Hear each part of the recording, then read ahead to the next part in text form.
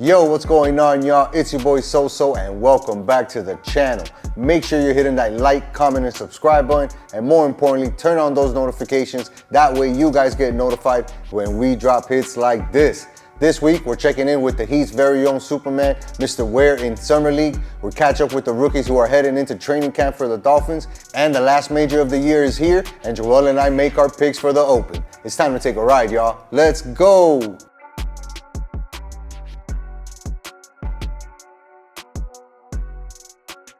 By the way, I don't know if you noticed, this is a brand new Chelsea jersey. I did notice that. It's pretty fresh. Pretty hard, right? Why isn't it blue? It's What's a green. The color? I see the green. So it's like this year we're doing more like an ivory color for the away kit, right? Which is, as long as it's not blue, you could do other colors. And we're choosing to go like with this crema color with the hunter green, which goes back to '79 and the year that they were wearing something similar to this. So this is like a little throwback to that style. It's pretty hard. It's pretty gangster. Look clean, dog. Look fresh. Appreciate it, dog. It gotta be fresh when I'm out. Gotta keep it clean. Gotta keep it clean, my boy. And it just so happens that they won the Club World Cup this past weekend against PSG. Put them to sleep 3-0. It's nice, man. It's you know me, man. Look at you, still keep it up like that. Though we haven't talked about Chelsea soccer in ages. That's always gonna be the squad, right? But the only difference is like it's hard to boast and brag when we're down, and I think now we're heading to that up portion. Where the team is finally complete. The head coach seems like he knows what he's doing, so we're in a very good spot. And this year I'm looking forward to the EPL, no doubt. We're playing Champions League football too, so. Very nice. When's all that start? Patch. Champions League, I think, starts like September, and the season starts around August. So we're right there. Yeah, it's just like football season's right around the corner too. Just like football season. How many Sundays do we have without football? I think it's like 8 Sundays left. Like 8 Sundays. Something like that. Yeah, and the cool shit about that is like, for the football fan, Sundays are the best, right? You wake up early, you do all this stuff for your fantasy lineup in the anticipation to the games, and then boom, it comes, and you're just floored with all the new drama and all the new exciting things that are happening in multiple games at once. And we have such a great outlet for that in the red zone, right, where you're getting nothing but action 24/7. Oh, I can't wait for the red zone. It's nuts, right? Football is nuts. But the summer usually belongs to 2 sports, right?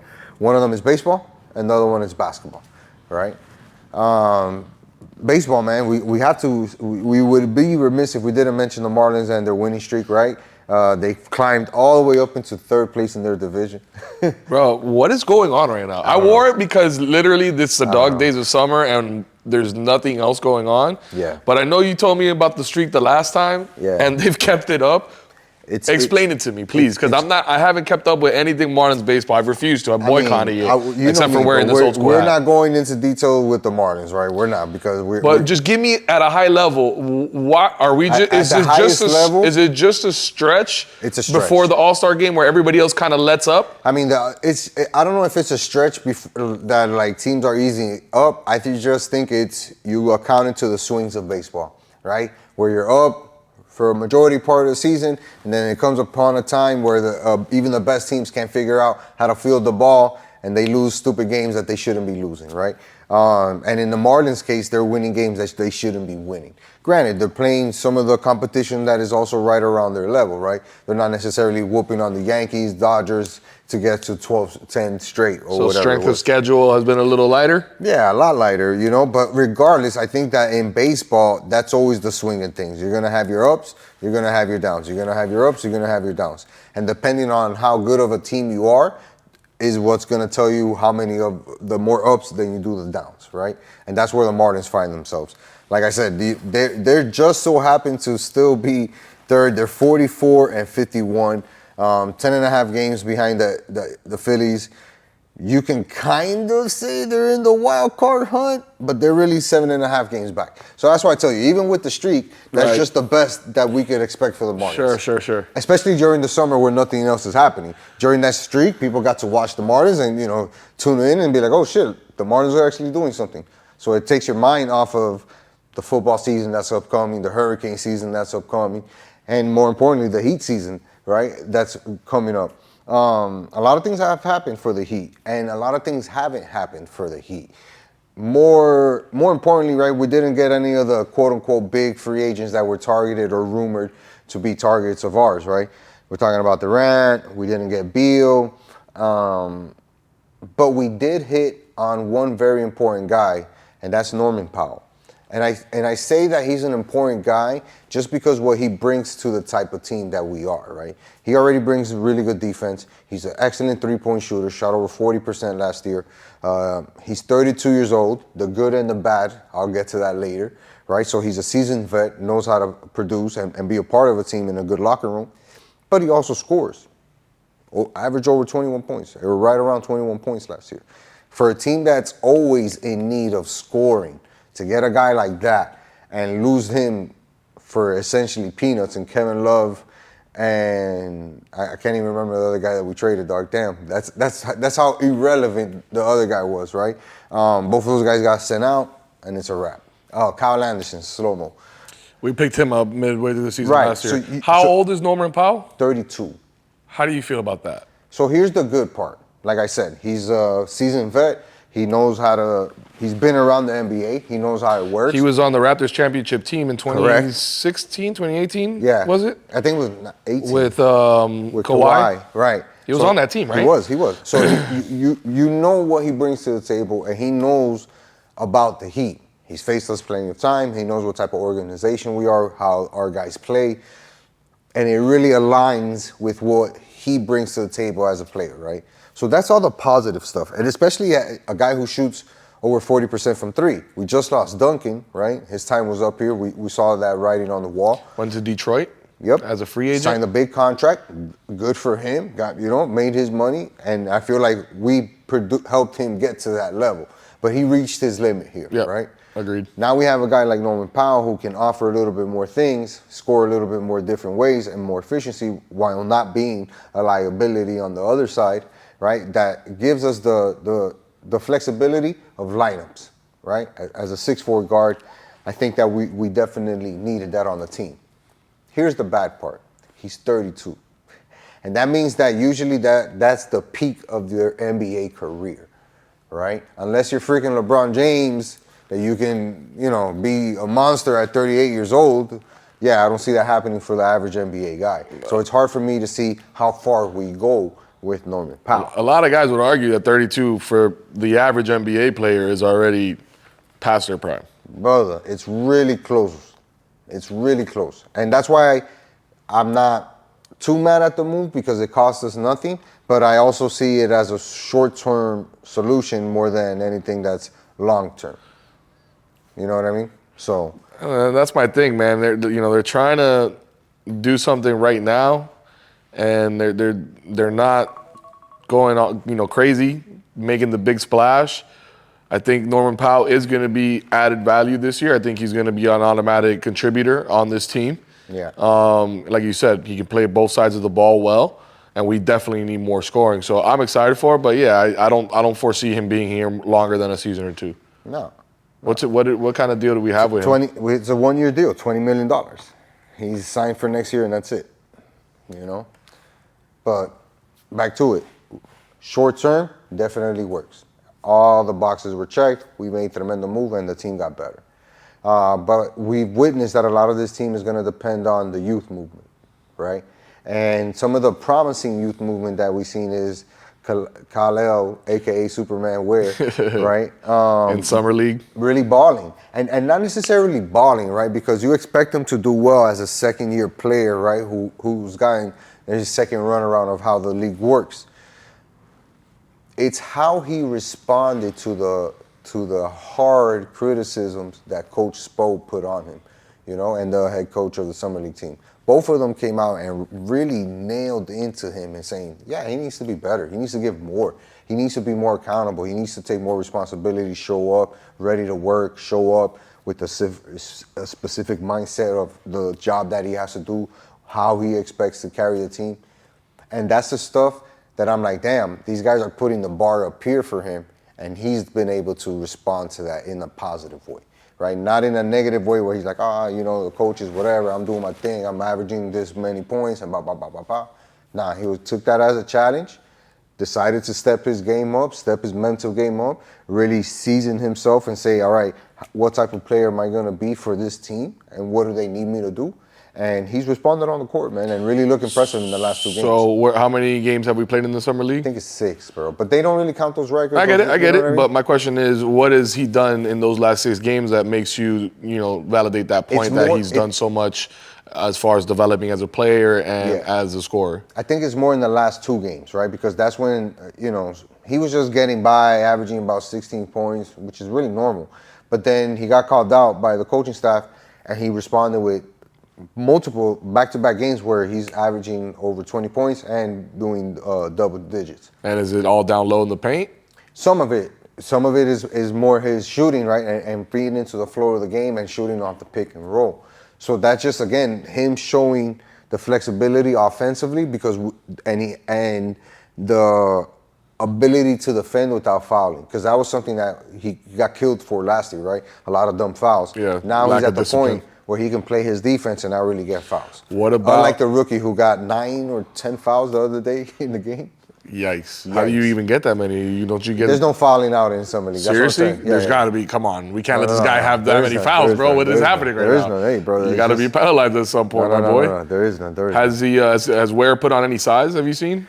He's put on some muscle, you know what I mean? But again, I think the biggest leap that he's taken and that we won't be able to see physically is his mental game, right? He's going to feel like I'm a big part of his team coming into the season. I got to put on, I got to show out, I got to do something impressive.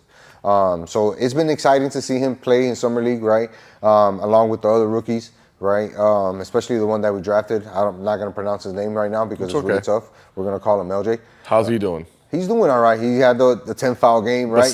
Give me something positive, dog. But he's shown an ability that he can score, right? And that's another thing where I'm like, all right, as a point guard, I know you can assist, and I don't doubt your skills on being able to dribble and set up offense and that stuff, whatever. Can you make yourself that triple threat where you can bring down the ball, set up guys, and also finish your own points, right? Finish your own shots, finish at the basket. And he's been able to show that in spurts, but he's been able to show that in Summer League. So just excited to see him develop, right? Because we know that he do a very good job of developing. And, before we move on to the rest of the show, I just think that that's one of the things I think the Heat are banking on, the youth movement. I said it earlier, and that development is a part of that. Yeah.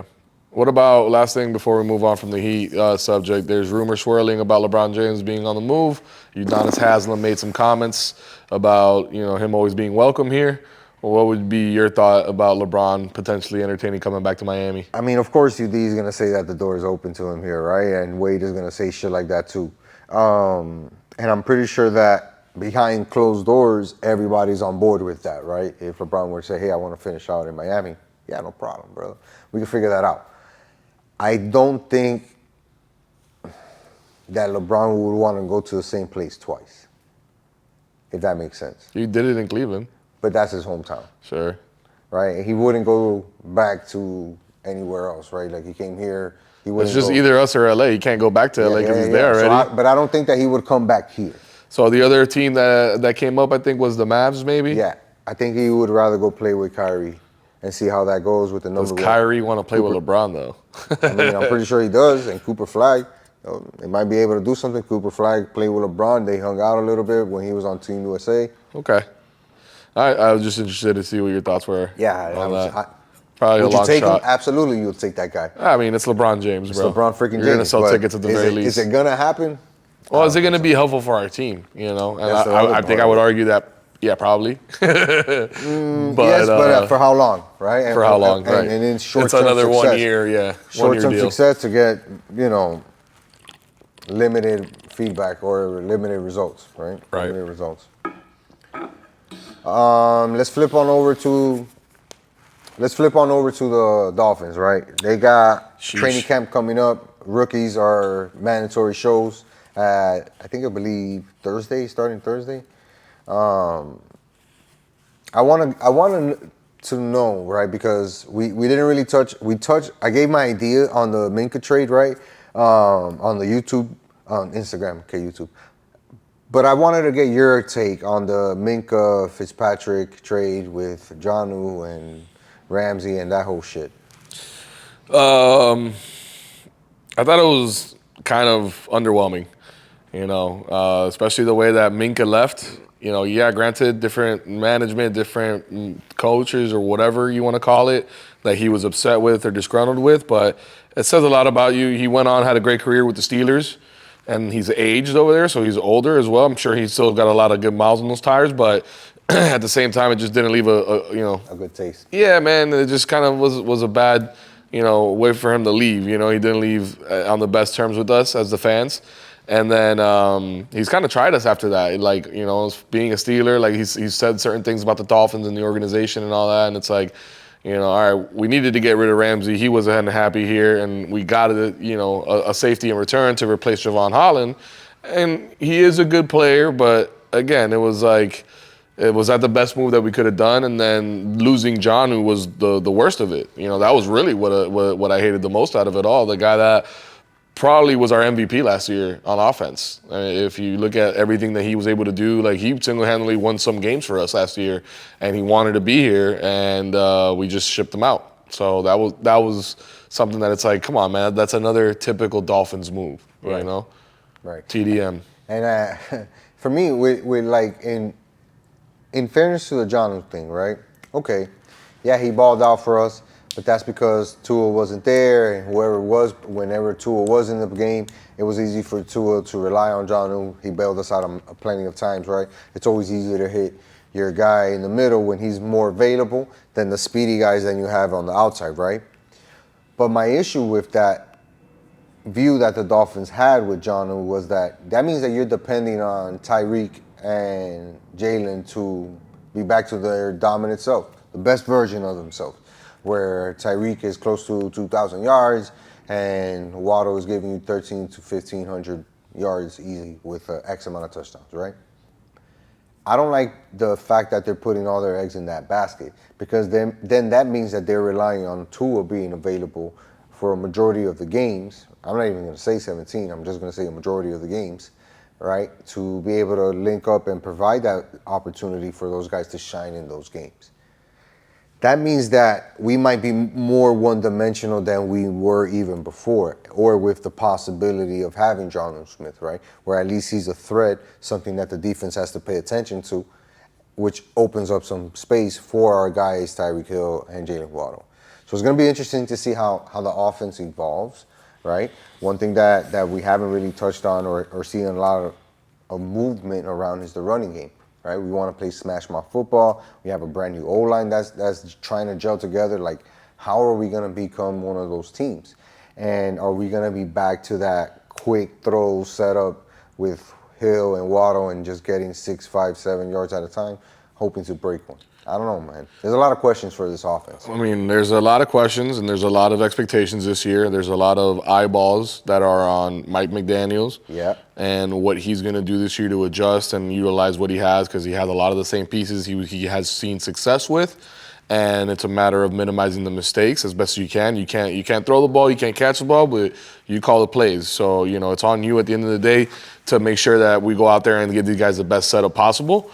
But I really hope that this offseason they're working on that run game. I think they have been trying to work on the offensive line. I'm curious to see what that's going to look like now in camp and in the preseason and stuff like that. Yep. But I really hope that we take a real strong focus into the run game, and not just the straight up the gut, or like an end around with Tyreek, that because you're trying to get Tyreek involved. Like, no, man, like a traditional run game. Like, give me, some different schemes, like from your offensive line, that they can do different things, and that's what you're relying on. And if the reason you got rid of Jonnu was you wanted to sacrifice a pass-catching, playmaking tight end for more of a blocking, smash mouth kind of tight end, right, then I'll be okay with that at the end of the day, but we got to run the ball between those tackles. Yeah. And that's something that we don't really do very often, man. We get a little too crazy. We find ourselves in those long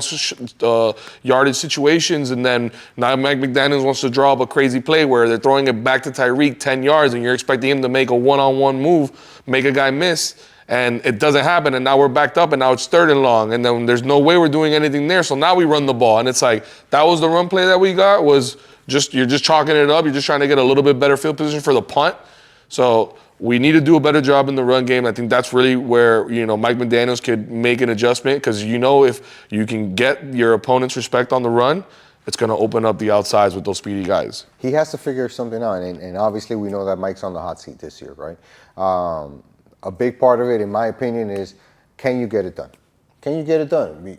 Because you have all these narratives around you and your offense, so you're going to have to figure out a way to bring something new to the NFL, to your team, and really find a way to win games, because at the end of the day, that's what matters the most right now. He has to win big games, right, against good opponents, and he also has to win a playoff game. Those are things that Mike McDaniels has to do this year, and he has to figure it out, especially on offense. We got to win a playoff game. I think we're all set. Anthony Weaver is going to do a great job with his defense. All of our defensive rookies, right, guys that I'm looking forward to for this year, are looking promising. The defensive tackle, Kenneth Grant, I think he's going to be in the rotation from day one.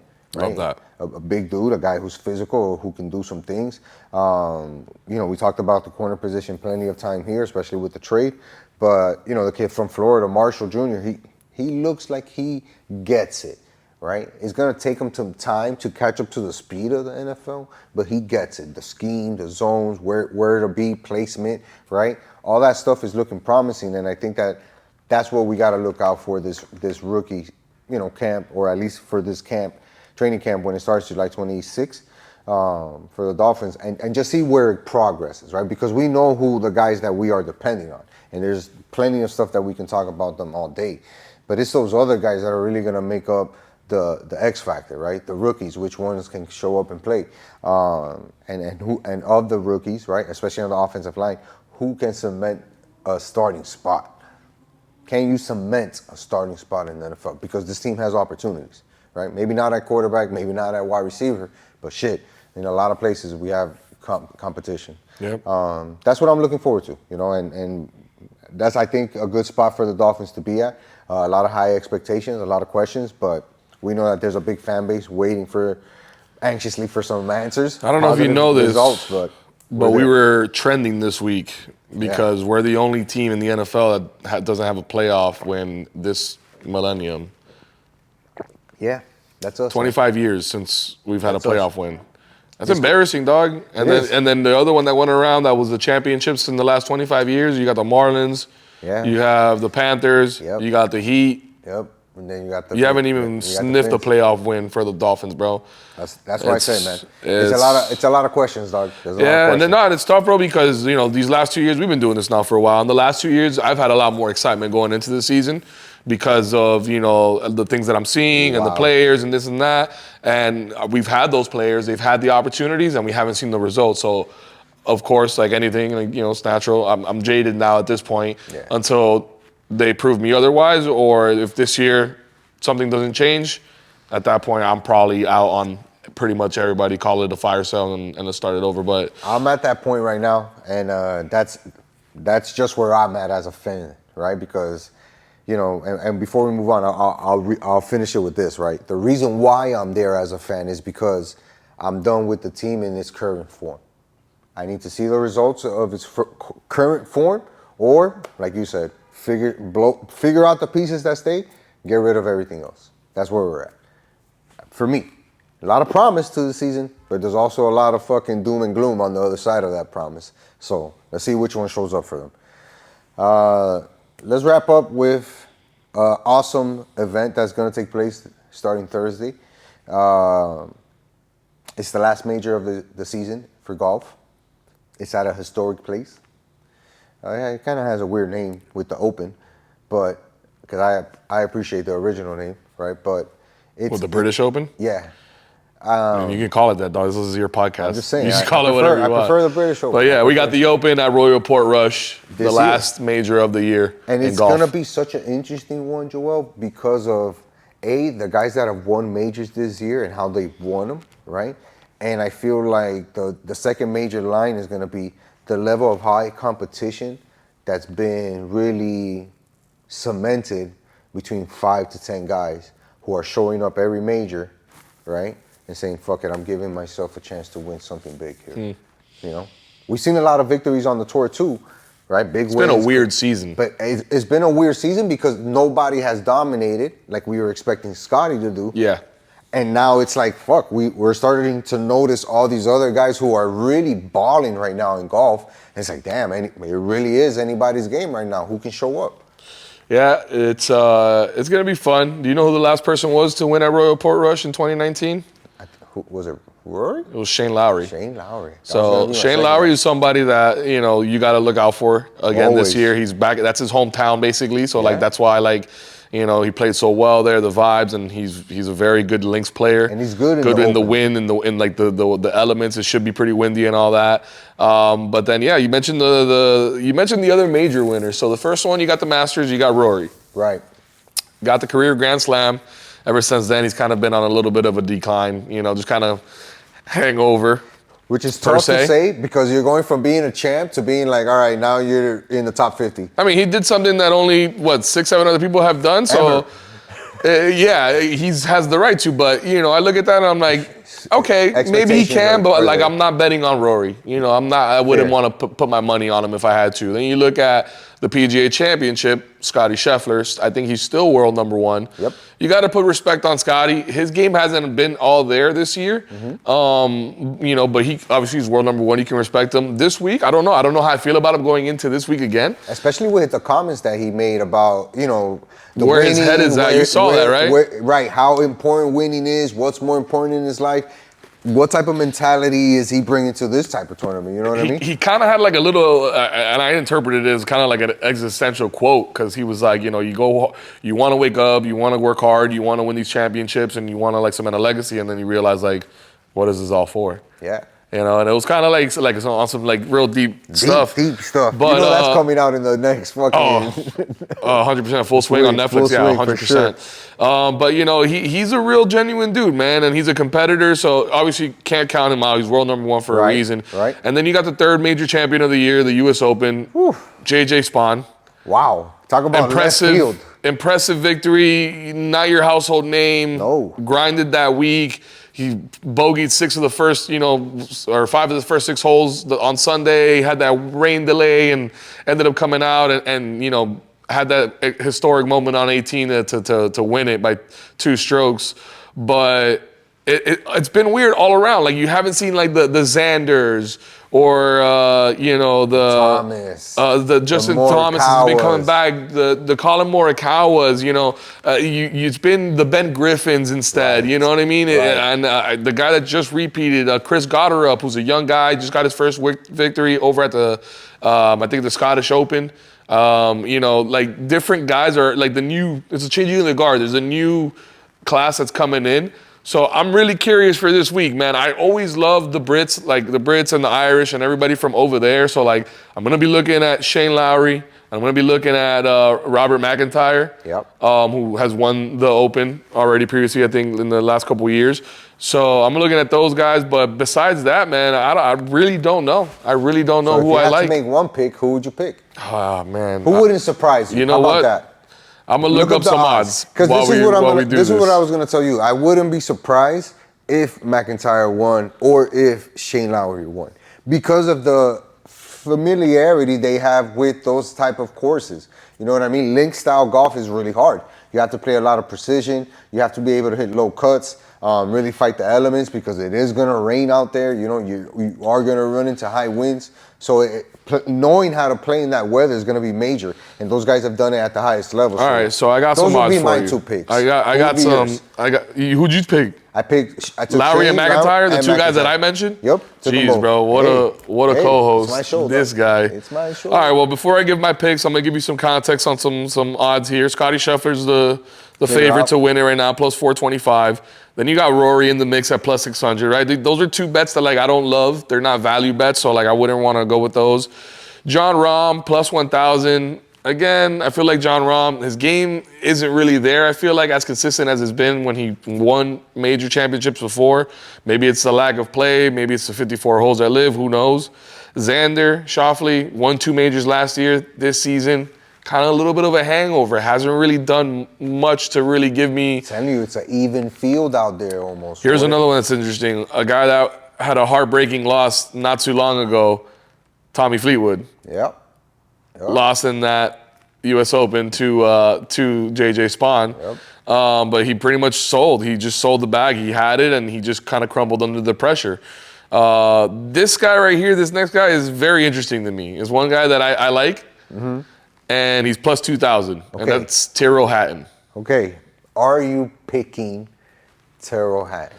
Who are two guys that you're like? Two guys that I like. These two guys I like. The two guys, I already told you I like Lowry. You took that one, obviously, and you took my other one in Rap McIntyre. Yeah. So for the sake of the show, the two guys that I like for this week, I'm going to say Tyrrell Hatton and my brother from another putter, Mr. Victor Hovland. Yeah, Victor's played really good too, right? He was in the mix for that U.S. Open as well. He was in the mix for the U.S. Open as well. You know, we've seen him come up short a couple of tournaments this year, but really a guy, like I mentioned at the beginning of the segment, right, who's been finding himself in top 20s, top 10s, top 5s consistently throughout the year. So he feels probably like, hey, you know, I can come out here and win this tournament. I'm just as good as these guys, and I can definitely hang. I really like that Victor Hovland pick, man, because of the type of level of golf. You know, you mentioned Griffin too. He's playing high-level golf right now. So there's a lot of guys out there that wouldn't shock me, right, about winning if they won this tournament. And I think that's the best thing that golf has going on right now. There is no dominant figure this year, so it leaves it open to the drama of who plays the best. And that's always good for Sunday, man. Yeah, man, I'm looking forward to it. I'm excited. It's the last one. It's going to be weird times. I got to look at the schedule. It's going to be like at night or early in the morning and stuff. But yeah, it's going to be fun. It's the last one. You got to tune in. Got to tune in. Especially Sunday. Sunday's the most important. You already know that both of us right here are going to be tuning in and putting it on our Instagram. So catch us there. Yes, sir. For sure.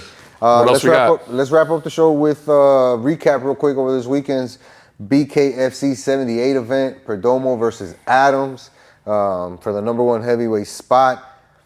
Before we start with the heavyweight fights, right, there was two controversial stoppages, right? One of them happened in the Robbie Peralta versus Brian El Gallo Duran fight. And the other one was in the G. Cutman Perez versus Andrew Strode. Are you talking about, controversial stoppage or controversial results? Well, the way the results, the way the fight ended and how it stopped, right? Because in the Peralta-Gallo fight, Robbie's eye was like completely swollen. There's no way he was seeing out of that eye at all. Yeah. And the doctors let him fight, right? And in the Cutman-Perez fight versus Strode, he had a significant cut to his ear, but it wasn't something that was stopping his vision or the ability of Cutman Perez to fight. When it happened, right, and they let the guy Robbie keep fighting, I was like, damn, well, a guy has to put him away. But he already separated his shoulder. He wasn't going to be able to throw his knockout punch. Robbie did drop Duran twice in the early rounds, but I think Gallo came back. There was two things that made it controversial, right? Number one, we didn't see a sixth round. Usually when a fight is that close, they go the sixth round. And number two, again, the non-stoppage of the fight, because there was no way that Robbie lasted those 2 3-minute rounds, right, with being able to see out of his left eye. And even in the post-fight conference, bro, it was massive. You know, I spoke to him up close, and you could just tell that he was in pain.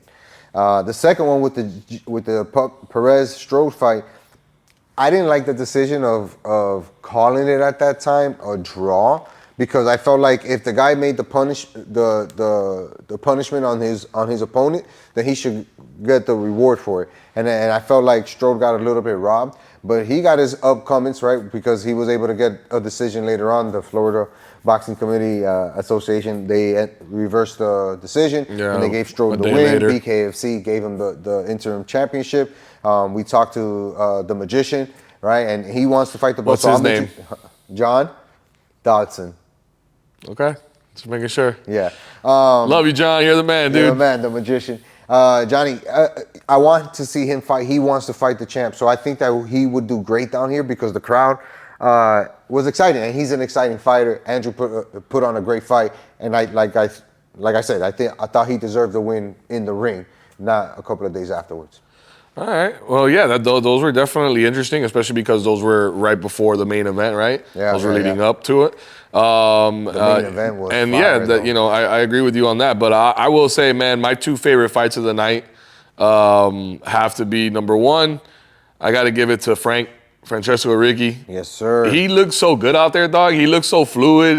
He was kind of like he looked like he was almost sparring with his guy. You know what I mean? And then he just kind of laid that final punch that just dropped him and ended the fight. Yeah. And it was like that was great to see, man. We've seen Frank battle. We've seen him have some battles, and what a legend. the comeback is that much greater. You know what I mean? Yeah. So this is all just part of that story for him. That was a great fight to watch. The other one is another homie, Justin Alberola, who extended his win record. 8-0. 8-0 now. Now he, I think he was already a legitimate problem in his division, but now there's no questioning it, in my opinion. And what I liked about it the most was I think this was his biggest challenge yet. And I don't know if he would share the sentiment, if you got any of that in the post-conference or whatever, but it looked to me like this was probably his biggest challenge, and he responded really well to it. For sure. And the fact that he went 5 rounds again, right, without taking significant damage, really outboxing his opponent, being able to move, dodge, he showed that he's on that upper echelon in that division, and I think he really deserves a shot at the belt. He's up. He's up. Like, there's no way that they can keep avoiding the fights. You know and what the I kid mean? sells tickets, bro. He's an an entertainer. Let's talk about a guy who definitely packed that arena with fans. That's El Zambo. All right, the main event, though. Not main the event. reason we all went out there. Yeah, the heavyweight knockout artist. The fight was quick, right? First round knockout. We knew it was gonna be. And we knew it was gonna be, right? But I didn't expect it to be so dirty in the beginning, right? I expected more like a gentleman's agreement to like, yo, let's stand here and throw blows at each other and see who knocks out who. But there was a lot of grabbing, a lot of pulling, pushing, and it looked a little weird. And Zambo really couldn't land any of his shots until he did catch Adam. And he dropped him that first time with the left hand. And he caught him around the temple, which dropped Adams. And Adams was trying to make it like if he poked him in the eye or something. He was like, wait a second. It's a clear knockdown, dog. And they counted it as soon as you hit the ground because they knew. Zambo got pissed off at that. I think that's what led to the fracas, right? After No. Hold on, though. We'll skip it. We'll go back to that. No, you can't, because that was the first controversy of the fight. So they came out brawling, drops him. While he's on the floor, Perdomo hits him with another shot on the ground. Correct. Which at that point in time, everybody's like, what happened? Come on, man. Everybody knows once you're down, you're down. You don't go back in. This isn't MMA. You're not doing that. So at that point, we didn't know if they were just gonna, count it against them, take away a point or whatever they do in the scoring, or if they were gonna DQ them. Right. And there was no public announcement made at the time. Thankfully, we were able to watch it on the BKFC app, right? So we did get to hear some of the call. The only thing that stood out to me on that is the fact that he didn't lose a point, right? And they didn't take away anything. They should have at least taken away 1 point. Absolutely, right? And review it afterwards, whatever the case may be. But at that moment, you can't allow, right, somebody to strike a down. You got to protect your fighters. You got to protect the fighters, right? They stand them up. Adam gets his time to recover. He does so. And again, the dirty boxing continues until Zambo finds some separation and just keeps wailing this fucking massive left hooks. Body shot up top, body shot up top, body shot up top. And on one of those, he caught and staggered Adams and had him walking backwards. And once he had that, I felt like, oh shit, Adams felt the power. Now he's gonna cower up and try to defend. And that's the worst thing you can do against a guy like Zambo, right? Because once you put yourself in this position and you allow him to take free aim at you without having to worry any type of retaliation, he's gonna put you to sleep. And he did that, bro. He caught him with a sweet left uppercut, like almost like an undercut upper hook. But bro, right there. You're just making up boxing words now. No, it was an undercut because of the way he threw it. He didn't throw it up. It was more like a cutting action, like a hook, but coming up. Sure, boom. At an angle. At an angle, And right?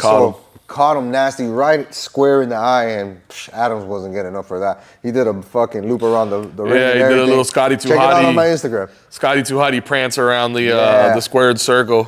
And we do have great recap videos of the whole night, so make sure you're following us on Instagram. Yeah, and shout out to everybody who joined us for the post-fight interviews as well. We talked about Francesco, Christine, La Abusadora. After we didn't talk about her, bro, but shout out to her. Shout out to her. She's awesome. She's one of the best in BKFC. Absolutely. We got the John interview on there. The Stephen Tomahawk Thompson who had another nice good knockout. Yeah. So yeah, go check it out on our YouTube channel. It's there for you guys, the BKFC post-fight interviews. And we still have a little bit of content from the post-fight conference, but all in all, an awesome event. I can't wait to be back there in September. And they got big news already. Big news. Yoel Romero, former UFC MMA fighter, has signed with BKFC, and he's going to be, if not headlining the September event, he's going to be one of the main, either the main card or the right under that. It's gonna be wild. Crazy. Maybe Justin gets his title shot that night. I hope.